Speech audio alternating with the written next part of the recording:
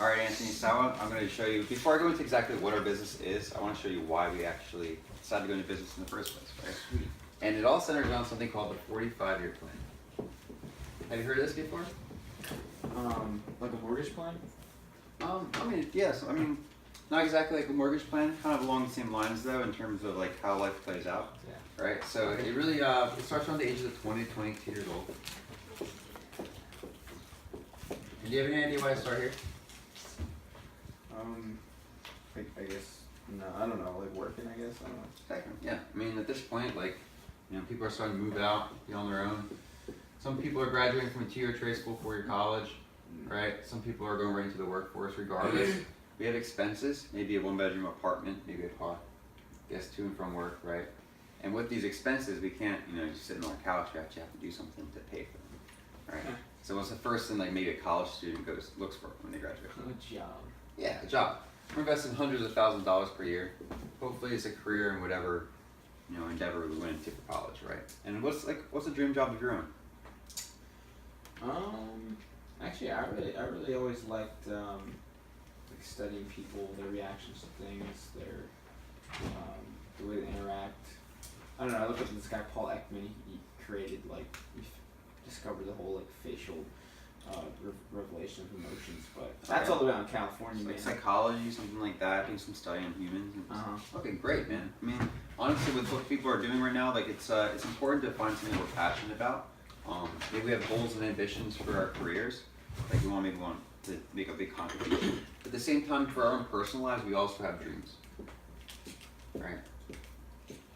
And these would not be connected to our work life. I know for myself, my biggest dream, I've always wanted to.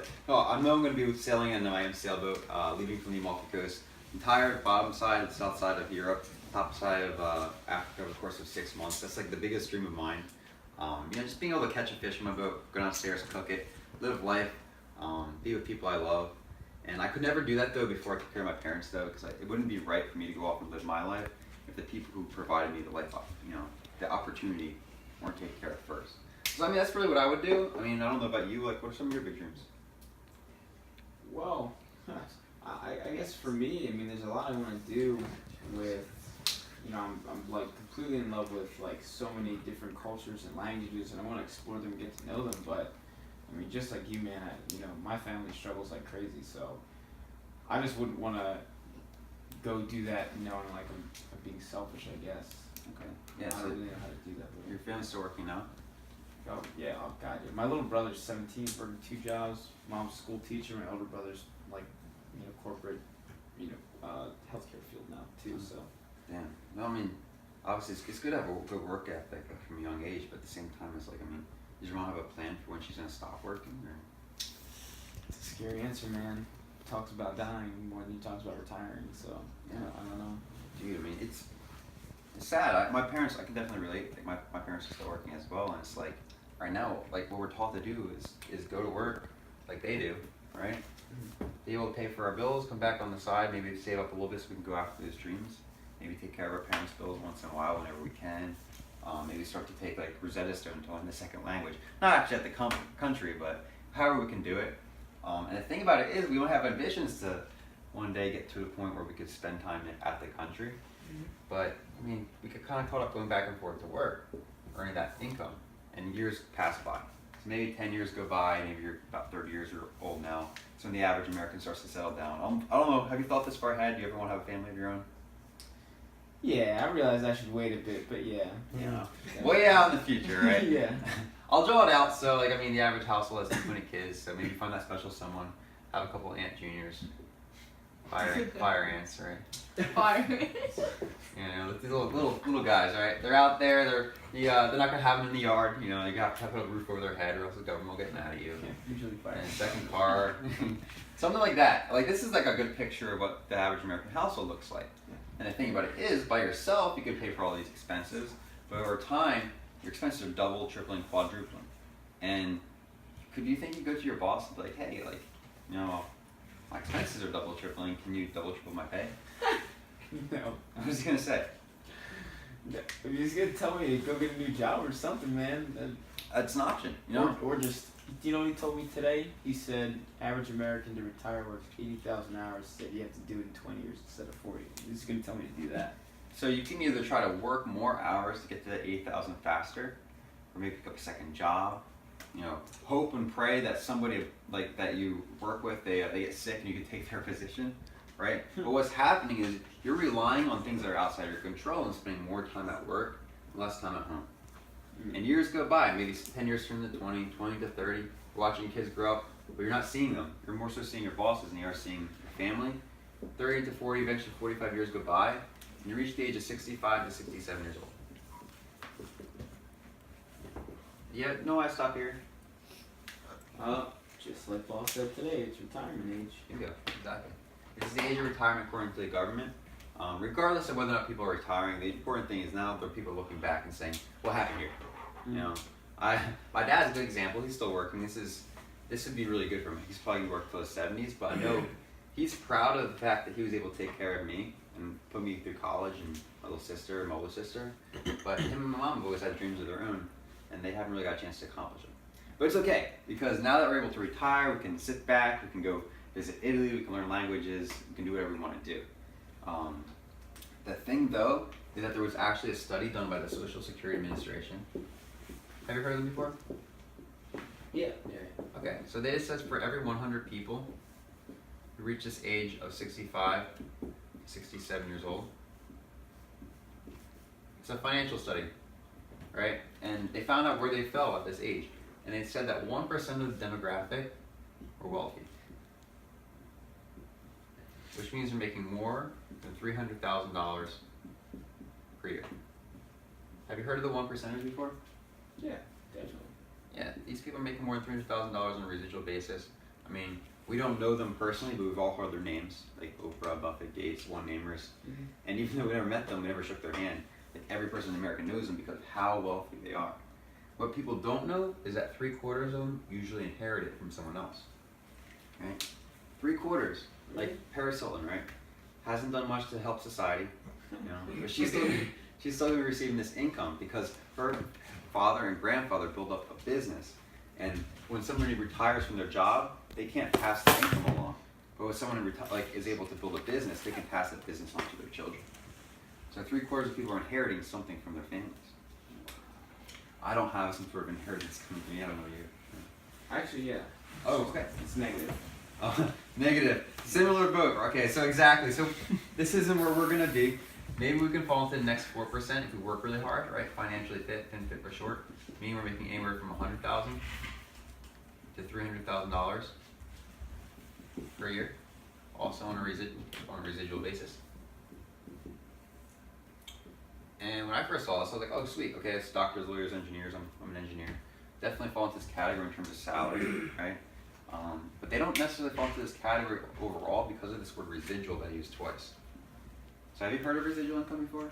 Like if we go over it now. Actually, no. Brand new concept to me too. But like basically what it means is you work hard on an asset, you build it up to the point where it's generating income, and you walk away from it and it continues to generate money for you, right? Ongoing. So that's different from linear income, which is what an employee does. They work an hour for a wage, a week for a salary, a year for salary, week for a paycheck, right? So a doctor, lawyer, engineer, they might make this salary, but a surgeon making $300,000 who breaks his hands, he can't work, he doesn't get paid, all of a sudden his income stops, right? As a good example of residual income would be like a songwriter. Elvis Presley is still getting paid today off songs he wrote. He's not even alive anymore. His family's still getting paid. J.K. Rowling doesn't wake up every single day, type on her typewriter like a new Harry Potter book. She doesn't have to do it over and over and over again. It's already done. She can be on the beach somewhere. She can be with her grandkids, enjoying time with them. She's still getting paid off the royalties from her books. And franchising, more so what Cody and I are looking into, what we're building up right now. Like a good example would be McDonald's, right? Any teenager can run McDonald's. McDonald's doesn't have the best burger in the world, but they have the best system in the world, and that's why they're so successful. So this is where 5% of Americans fall. And I draw a line here because it gets a little more realistic to what we see every day. 5% are still working. And they're still working at the age of 65 to 67 years old. And I asked you before, like, if your parents would have had a plan. Like most people, they have a plan that they want to stop working eventually, but as they get closer and closer to this age, you know, they can't just suddenly stop. They reach this magical age of retirement, but bills are still coming in, and someone's got to pay for them. You know, we see these people all the time too, like, you know, like the professors at school or the security guards, like run around chasing drunk college kids. Definitely not what they want to be doing. And even if someone says that's what they, you know, they working because they love it, I'm sure they'd love spending time with their family more. And the next 28% is a scary statistic because these people don't make it. They pass away somewhere along the line. And a lot of these people are really well educated, maybe master's degree, PhDs. They're working so hard to be able to retire, but something could happen at any point and cut their lives short. And all of a sudden, they didn't get a chance to enjoy the fruits for their labor. And do you actually know what the number one cause of death in America is? No, no idea. It's actually heart disease. So, you know, heart attacks, strokes. No, yeah, it's super prevalent in America. And a lot of it has to do with our lifestyles, you know. We're not living healthy lifestyles in terms of food. Why? Back and forth, no time. We're not living healthy lifestyles in terms of stress either. I mean, that's once again, back and forth. Fighting traffic to and from work.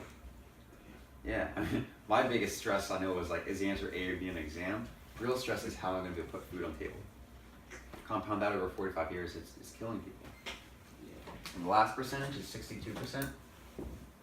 These people are flat broke or financially dependent, meaning they're making anywhere from $4,000 to $14,000 per year. And this isn't on a residual basis. This is just basically dependent on the government, like Social Security Administration, Social Security, to survive. You know, $4,000 per month or per year, no one could live on that. $4,000 is impossible. Rent alone, cheapest apartment in Philadelphia, would be $500 a month. $6,000 a year, like leaving $8,000 on the high end to survive. For a college student who eats ramen, that's tough. Imagine being 65 years old and having to worry about medical bills. And I don't want to say it's impossible because I know people are doing it, but it's not right. That's why I see a lot of older people, like grandparents, moving in with their children or grandchildren because they can't afford to live on their own anymore. And this makes up the bottom 95%. I think anyone in the world would agree no one plans to be in the bottom 95%, but they still end up there. And I feel like I were asked you, like, why do you think people do? Like, why does it think there's such a big divide between the two?